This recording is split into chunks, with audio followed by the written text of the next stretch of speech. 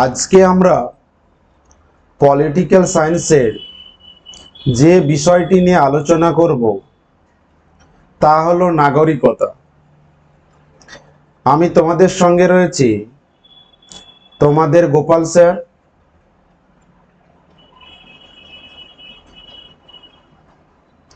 রবীন্দ্র মুক্ত এবং নেতাজি ওপেনের কোনো শিক্ষার্থীর কোনো কিছু সাহায্যের প্রয়োজন হলে অবশ্যই আমার সঙ্গে যোগাযোগ করবে। এবার আমরা চলে আসব মূল আলোচনার বিষয়বস্তু, নাগরিকতা। তো প্রথমে আমরা জানব নাগরিকতা কি জিনিস বা নাগরিকতা কাকে বলবো। আমরা কি এই রাষ্ট্রের নাগরিক বা আমরা কোন রাষ্ট্রের নাগরিক?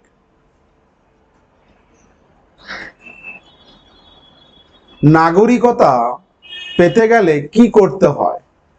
নাগরিকতা কি কি কারণে বিলুপ্ত হয়? সমস্ত কিছু আমরা ডিটেলসে জানবো এই ভিডিওটিতে। প্রথমে যেটা জানবো যে নাগরিকতার প্রাচীন ধারণা এবং আধুনিক ধারণা। প্রাচীন ধারণাতে নাগরিকতা নিয়ে কি বলা হয়েছে? বলা হয়েছে নাগরিক শব্দের সাধারণ অর্থ হলো নগরবাসী। মন দিয়ে শুনবে জিনিস। প্রাচীন ধারণাতে কি বলা হলো? নাগরিক শব্দের সাধারণ অর্থ হচ্ছে নগরবাসী, মানে নগরের মধ্যে বসবাসকারী জনসংখ্যা। কিন্তু প্রাচীন গ্রিসে কি মনে করা হতো? যে প্রাচীন গ্রিসের নগর রাষ্ট্রে বসবাসকারী জনগণের মধ্যে শুধুমাত্র যারা রাষ্ট্র পরিচালনার কাজকর্মে সক্রিয়ভাবে অংশ নিত তাদেরই নাগরিক বলা হতো। বুঝতে পারলে জিনিসটা? বলা হয়েছে প্রাচীন গ্রিসের নগর রাষ্ট্রে যারা রাষ্ট্র পরিচালনার কাজকর্মে সক্রিয়ভাবে অংশ নিত তাদেরই শুধুমাত্র নাগরিক বলা হতো। অ্যারিস্টটলের বক্তব্য হলো ন্যায় প্রশাসনে যিনি অংশগ্রহণ করেন এবং যিনি প্রশাসনিক পদের অধিকারী তাকে নাগরিক বলা হয়। তো সর্বোপরি যে প্রাচীন ধারণাটি আমরা দেখব যেটি হলো যে আগেকার দিনে যারা কৃতদাস, শ্রমিক বা মহিলা তাদের রাষ্ট্রীয় কাজে অংশ নিতে দেওয়া হতো না। তাহলে যেহেতু তাদের রাষ্ট্রীয় কাজে অংশ নিতে দেওয়া হতো না, তাই তাদের নাগরিক হিসেবে গণ্য হতো না। তবে এটা ছিল একটা সংকীর্ণ ধারণা, যেটা আধুনিক যুগে এই নাগরিক শব্দটি এরকম সংকীর্ণ অর্থে ব্যবহার করা হয় না। তাহলে নাগরিকতা নিয়ে এটি হলো প্রাচীন ধারণা। আধুনিক ধারণাতে কি বলা হয়েছে বা আধুনিক সংজ্ঞাতে? যে বর্তমানে কোন রাষ্ট্রে স্থায়ীভাবে বসবাসকারী ও রাষ্ট্রের প্রতি আনুগত্য প্রদর্শনকারী সব ব্যক্তিকে নাগরিক রূপে অভিহিত করা হয়। কি বলা হলো? যে কোন রাষ্ট্রে যারা স্থায়ীভাবে বসবাস করে এবং রাষ্ট্রের প্রতি যাদের একটা নিজস্ব দায়বদ্ধতা আছে সেই সমস্ত সব ব্যক্তিকে নাগরিক হিসেবে অভিহিত করা হয়। ক্লিয়ার? বোঝা গেছে যে নাগরিকতা কাকে বলবো। নেক্সট দেখো নাগরিকতা কিভাবে আমরা অর্জন করব। মূলত নাগরিকতা অর্জনের দুটো পদ্ধতি। একটি হলো জন্মসূত্রে, মানে যেটা স্বাভাবিকভাবে পাওয়া যায়। আর একটি হলো অনুমোদন সূত্রে, মানে তুমি কোন রাষ্ট্রের কাছে তুমি অ্যাপ্লাই করবে যে আমাকে নাগরিকতা দেওয়া হোক, তাকে বলবো অনুমোদন সূত্রে নাগরিকত্ব। তো প্রথমে আমরা যেটা ডিটেলসে আলোচনা করব জন্মসূত্রে প্রাপ্ত নাগরিকত্ব কি। দেখো জন্মসূত্রে আমরা যে নাগরিকতা পাই সেটি হলো আবার দুটো নীতিতে বিভক্ত। এক রক্তের সম্পর্ক নীতি, আর একটি হলো জন্মস্থান সম্পর্কিত নীতি। রক্তের সম্পর্ক নীতি কি না, এই নীতি অনুসারে বলা হয়েছে একটি শিশু যে রাষ্ট্রে জন্মগ্রহণ করুক না কেন, শিশুটির পিতামাতা যে দেশের নাগরিক হবে, শিশুটি পিতামাতার উত্তরাধিকার সূত্রে সেই দেশের নাগরিকত্ব লাভ করবে। একটা উদাহরণ দেওয়া আছে, কি বলা হলো, যে শিশুটা যে দেশেই জন্মগ্রহণ করুক না কেন, বাবা মা যে দেশের, সেই দেশের নাগরিকত্ব পাবে। যেমন দেখো, সুইডেনের কোনো দম্পতির সন্তান যদি ব্রিটেনে জন্মগ্রহণ করে, তাহলে সে রক্তের সম্পর্ক নীতি অনুযায়ী শিশুটি সুইডেনের নাগরিকত্ব পাবে। অর্থাৎ বাবা মা কোথায় ছিল? সুইডেনের অধিবাসী, কিন্তু সন্তান জন্মগ্রহণ করলো ব্রিটেনে, তাহলে সন্তান কি ব্রিটেনের হবে? না, রক্তের সম্পর্ক নীতি অনুসারে বলা হয়েছে সন্তানটি কিন্তু রক্তের সম্পর্ক নীতি অনুসারে সুইডেনের নাগরিকত্ব পাবে। বোঝা গেছে? দুইয়ে বলছি জন্মস্থান সম্পর্কিত নীতি। এই নীতি অনুসারে একটি শিশু যে রাষ্ট্রে জন্মগ্রহণ করে সেই রাষ্ট্রের নাগরিকত্ব লাভ করে। এক্ষেত্রে পিতামাতা যদি অন্য কোনো দেশের নাগরিক হন, তাতেও কিছু যায় আসে না। নাগরিকত্ব নির্ধারণে শিশুর জন্মস্থানকেই প্রাধান্য দেওয়া হবে।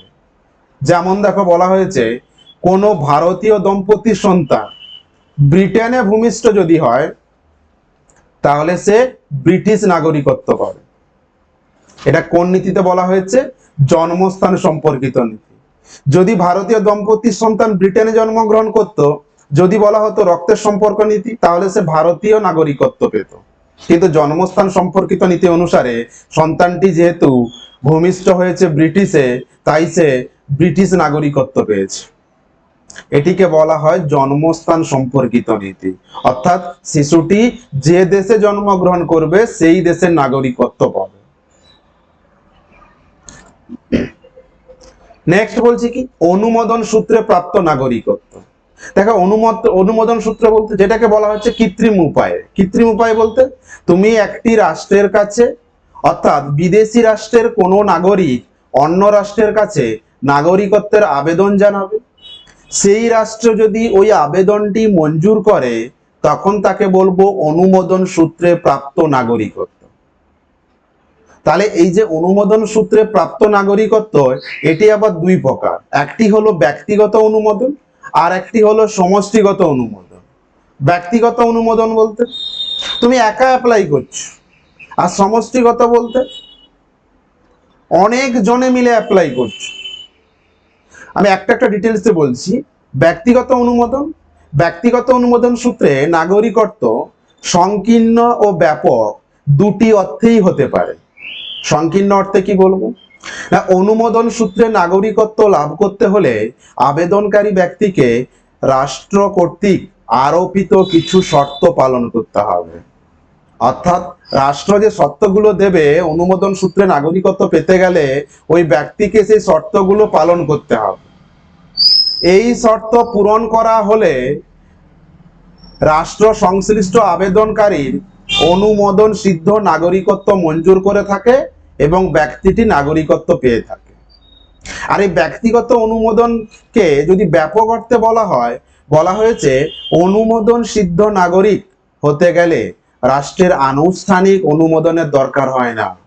যেসব কারণে ব্যাপক অর্থে অনুমোদন সিদ্ধ নাগরিকত্ব লাভ করা যায়, সেগুলি হলো অন্য কোনো রাষ্ট্রের সেনাবাহিনীতে যোগ দেওয়া, কোনো বিদেশি নাগরিককে বিবাহ করা, অন্য কোনো রাষ্ট্রে সরকারি চাকরি গ্রহণ করা, অন্য কোনো রাষ্ট্রে স্থায়ী সম্পত্তি ক্রয় করা, অন্য রাষ্ট্রের কাছে রাজনৈতিক আশ্রয় লাভ করা ইত্যাদি। তাহলে এটি হলো ব্যাপক অর্থে অনুমোদন সিদ্ধ নাগরিকতা পেতে গেলে এগুলোকে তোমাকে খেয়াল রাখতে হবে। নেক্সট বলছি সমষ্টিগত অনুমোদন। সমষ্টিগত অনুমোদন বলছে অনুমোদন সূত্রে নাগরিকত্ব লাভের অন্যতম একটি স্বীকৃত পদ্ধতি হলো সমষ্টিগত অনুমোদন। এই পদ্ধতি অনুযায়ী কোনো একটি দেশ বা অঞ্চল অন্য রাষ্ট্রের অন্তর্ভুক্ত হলে সংশ্লিষ্ট দেশ বা অঞ্চলের অধিবাসীরা ওই রাষ্ট্রের নাগরিকত্ব লাভ করবে। কি বললাম? কোনো একটি দেশ বা অঞ্চল যদি অন্য রাষ্ট্রের অন্তর্ভুক্ত হয়ে যায়, তখন ওই দেশ বা অঞ্চলের অধিবাসীরা ওই রাষ্ট্রের কাছে আবেদন করবে, তখন যে নাগরিকত্ব পাবে তাকে বলছি সমষ্টিগত অনুমোদন। মানে এখানে কোনো ব্যক্তি একা করছে না, পুরো কোনো একটা দেশ করছে বা কোনো একটা অঞ্চল করছে। তাহলে এখানে কি একসঙ্গে অনেক মানুষ, তাই এটাকে বলা হচ্ছে সমষ্টিগত অনুমোদন। যেমন বলি, গোয়া, দমন ও দিউ ও পরবর্তীকালে সিকিম ভারতের অন্তর্ভুক্ত হওয়ায় এইসব অঞ্চলের অধিবাসীরা কার কাছে আবেদন করবে? ভারতের কাছে আবেদন করবে এবং তারা ভারতের নাগরিকত্ব অর্জন করে। এই অনুমোদন সূত্রে নাগরিকত্বকে আবার দুই ধরনের হয়ে থাকে, এক আংশিক নাগরিকত্ব, এক পূর্ণ নাগরিকত্ব। আংশিক নাগরিকত্ব কি জিনিস? বলা হয়েছে অনুমোদন সিদ্ধ নাগরিকদের যখন প্রয়োজনীয় অধিকারগুলি দেওয়ার পর কয়েকটি বিশেষ মর্যাদাপূর্ণ অধিকার থেকে রাষ্ট্র তাদের বঞ্চিত রাখে, তখন তাকে আংশিক নাগরিকত্ব বলা হয়। মানে আমরা যেটা জানি, কি জানি, যে নাগরিক মানে রাষ্ট্রের সমস্ত অধিকার সে ভোগ করবে বা সমস্ত জায়গায় সে অধিকার পাবে, কিন্তু আংশিক নাগরিককে বলা হয়েছে কয়েকটি বিশেষ মর্যাদাপূর্ণ অধিকার থেকে তাকে বঞ্চিত থাকতে হবে।